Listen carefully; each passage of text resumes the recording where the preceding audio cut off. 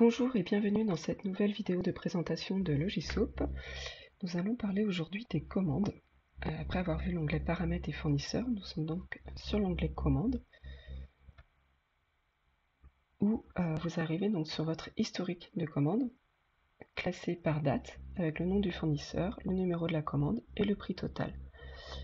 Vous avez la possibilité bien entendu de consulter votre commande, de modifier certaines informations, mais également, vous voyez, de continuer, de reprendre une commande en cours que vous auriez enregistrée. Nous allons donc réceptionner une nouvelle commande. Il va falloir avant tout rentrer un fournisseur. C'est pour ça que vous devez rentrer tout d'abord les fournisseurs, un numéro de commande et la date de réception. Vous pouvez renseigner soit des matières premières, soit l'emballage. Donc on va débuter par une matière première. Il faut rentrer la catégorie et la sous-catégorie s'il y a de la manière dont vous les avez rentrées dans les paramètres. Vous allez pouvoir enregistrer un ingrédient, donc soit qu'il existe déjà et vous le validez, soit que vous créez un nouvel ingrédient. Numéro de lot, bien entendu, la DLEO.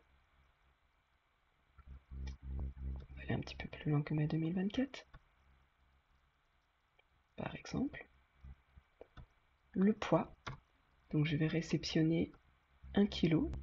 Vous voyez que désormais, vous pouvez réceptionner des unités qui vont de milligrammes à tonnes.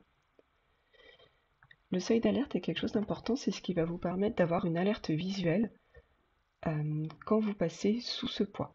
Donc là, par exemple, ce sera 0,2 kg, ce sera 200 grammes.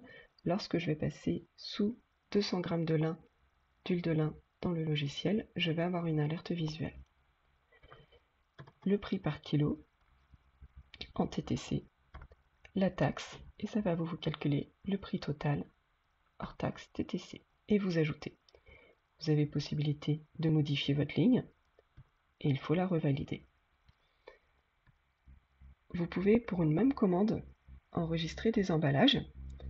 Donc par exemple, un flacon ou un pot, ou ce que vous voulez. La taille du flacon, on va dire que c'est des flacons de 500 ml. Le poids n'est pas obligatoire, il ne sera plus. C'est une information qui pourrait servir à l'avenir. Il s'agit ici de rentrer le poids de votre flacon vide. Donc on va dire qu'il pèse 10 grammes par exemple. J'en ai commandé 500,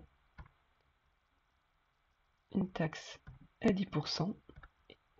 Le fonctionnement des emballages au niveau des tarifs est un petit peu différent des matières premières, parce qu'une matière première, généralement, on la commande avec un tarif au litre, au kilo même plutôt.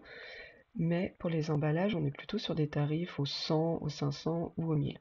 Donc la disposition est un petit peu différente. Et on va ajouter notre ligne. Le total additionne nos deux matières premières, emballage, matière première. Vous allez pouvoir ajouter des frais de port s'il y en a, une remise également s'il y en a. Si vous souhaitez mettre en pause votre réception de commande, vous cliquez sur Enregistrer, ici en haut à droite. Cela vous permettra de reprendre votre commande en cours. Si vous la validez, il y a des informations que vous ne pourrez plus modifier. Donc si vous n'êtes pas sûr, pensez à l'enregistrer pour la mettre en pause. Et une fois que vous êtes sûr, vous validez la commande. Et une fois que vous avez validé votre commande,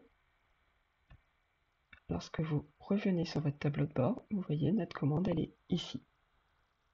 Et on peut donc la consulter et vous avez vos différentes matières premières enregistrées.